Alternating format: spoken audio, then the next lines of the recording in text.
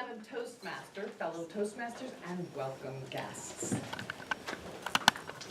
Every journey begins with a ritual question. We have a big question mark when we begin every single thing that we do, as did I when I began college after my last child went off into the world. I couldn't afford to go prior to that. But as an adult, it's interesting. You look at the world a different way. When you're a kid, you start college and you're thinking, well, I can't wait to have a bigger party and do this and do that. For me, I just wanted to get in, get out, be done, finished, and get on my merry way.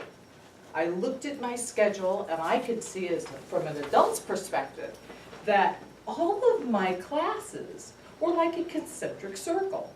In the center, forgive me, Tillie, I'm using you for this, was graduation. So the very center of my whole world was, say it with me, graduation. So all I want to do is graduate. That's right. So I looked at it and I thought, okay, well, how can I do this with expertise, organization, and even a little bit of ritual? Every single class I was taking had something to do with history.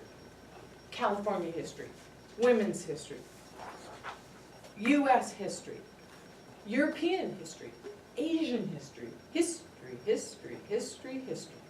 A little English, a little physical education, some art projects. It all seemed cohesive to me. And even that horrible nightmare class they offered called speech. Public speaking, what was I going to do about that? I'm terrified out of my mind. I came home. I looked at my husband, and my late husband now, and I said, what am I going to do? Look at this. How could I possibly write one paper, maybe two, that would see me through all of these things so I don't have to rewrite? It made sense to me. Does that make sense to you? Why should I write 10,000 different papers if I can get away with it? So I went to my dean and I said, is it plagiarism? Because it's a big ugly word in college. Everybody agree with me on that one? Yeah. Well, the big P, as it were. No. If it is your own original work, you can start day one and start making that paper better and better and better and have it work around and have it be your focus. By the time you get to your bachelor's degree, then you can use that paper for your, what comes next? Master's. And then your doctoral thesis. I thought this is absolutely the right thing for me to do. I didn't realize it was clever. It didn't even occur to me. I had no idea what to choose, however. But my husband wanted pizza. Now what the heck does that have to do with Tillie Lewis? I'll find out later. But he wanted pizza. Pizza at Michael's Pizza happened to be right across the street from this park called the Tillie Lewis Business Park in Stockton. I'd never heard of it. I didn't care about it. He took me out there to get pizza, and he said, what did you write about that lady over there? Tillie Lewis. He says, I began working for her in 1978. I have no idea who she is or what she is, but this plant, when I walked into this plant in 1978, she'd only been dead a little while, and nobody knew who she was. They told me that with these big, beautiful portraits of this red-headed, gorgeous woman, that she was some little old lady who invented a recipe to cook tomatoes. And he said, that never made sense to me because the entire plant, he says, I've been in plants my entire life. They're masculine, they're manly, they're chems, they're tearing products, they're this, they're sharp knives, they're chrome, they're steel. In her plant, in the Tillie Lewis plant, it was a feminine force. He said you could even see that there was a what's next in every corner of every room. Everywhere. This sense of feminine and possibility. Never seen such a thing before. But yeah, some lady that cooked tomatoes. No, he didn't believe it, but he was busy, so he went about his way and didn't think about it again until I asked this question. And that had been rolling around his mind for a while. So I thought, I don't know who she is. So I walked to one of my professors the next day at Delta College, and they said, well, did you know we had a Tillie Lewis Theater right here on campus? And I said, no, I did not.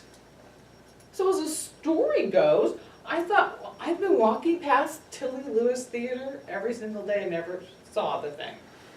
So I walked over and I looked, and sure enough, here's another big, beautiful portrait, probably one of the ones he saw on the plant, inside the theater.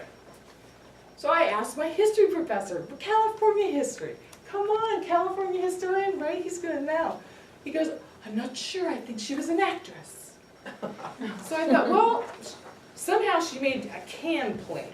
So I thought, okay, this is not making sense to me. Well, now I got kind of tweaked about the whole thing, and any of you who have ever met me, I want to know what's going on. So I thought, well, I'll Google her. There was nothing. I'm further intrigued.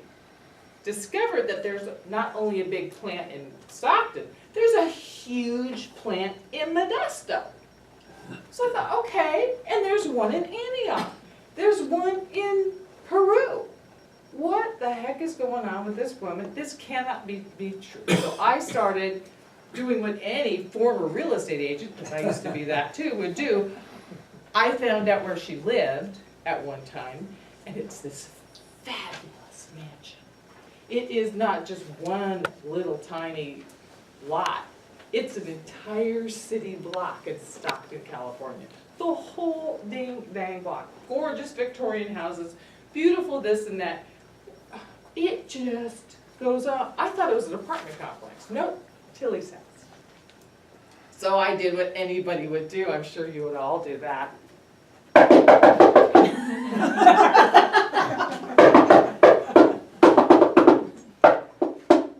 Hi, my name is Kyle, and I'm writing a paper on Tillie Lewis. She used to live in your house. Would you mind me coming in? They said, sure! I smiled and waved. That's an old story. But they let me in. I could have been an axe murderer or whatever, but they totally let me in. It was so much fun. I got to go inside, and that whole concentric circle thing that I'm skipping ahead because it's so exciting to me, and it's my story. I get to go back again on Monday. So I've been re-invited because I wrote this book. So the man who owned the house will let me in, and his wife also gave me her, if you're reading this, when I mentioned that Tillie, when people were wearing Hoover flags, I don't have pockets, but if I did have pockets, I could turn them outside and show you what a Hoover flag looked like. Hoover flags were where people turned their pockets inside out, indicating they had no money back in the Depression times. So Tillie Lewis was wearing fancy lingerie during that time period, and these were the people that said, I have a bag of her things, would you like her things? And I didn't know what her things were, but I said, sure, I want her things. So I went and got her things, and her things happened to be this fabulous lingerie from 1934. Wow. Yeah, so, I mean, somebody's got to have it.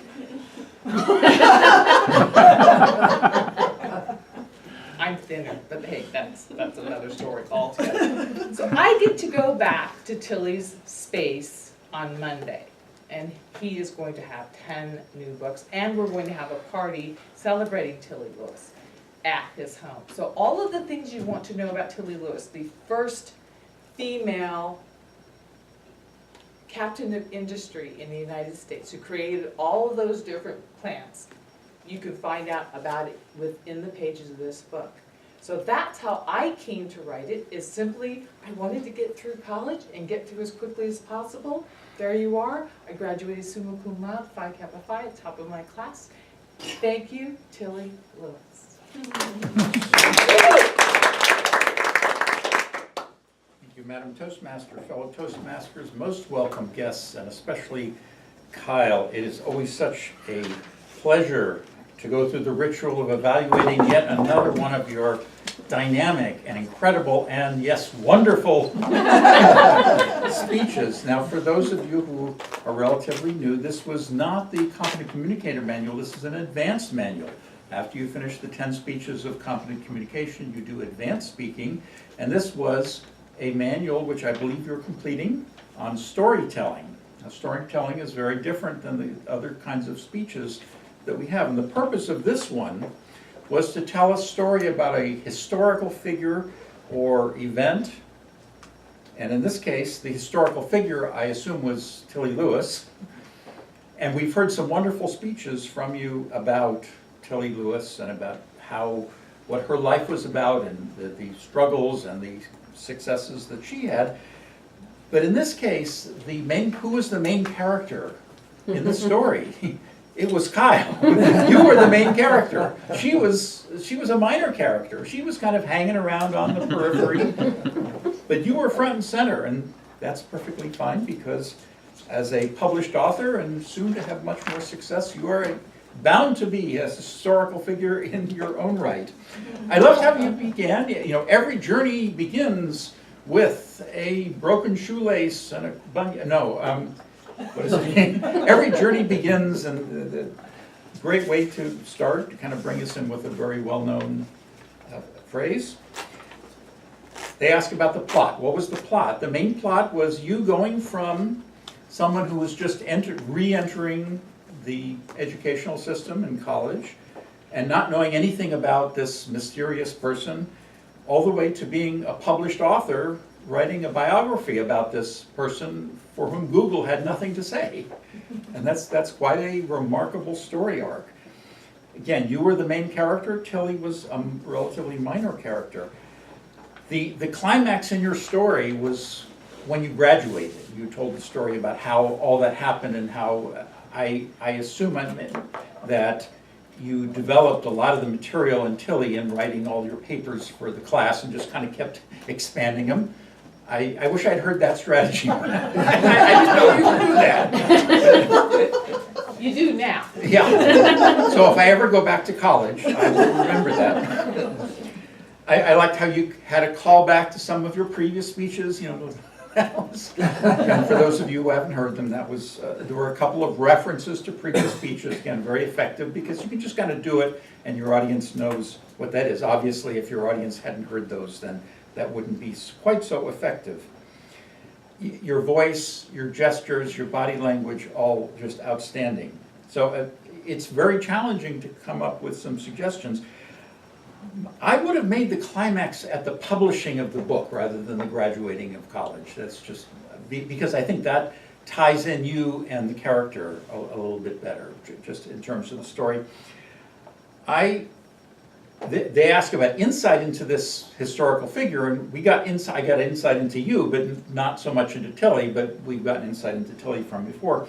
I would have liked to have heard more about the lingerie, but that's just me. And I think while your descriptions were very, very vivid, the description of her house, I think, could have been embellished a little bit more. You said something like this and that, and you know, this marvelous staircase and these tapestries, and again, whatever is a little more specific on that. But overall, your humor, your gesture, your story, this was wonderful, and congratulations on finishing an advanced manual.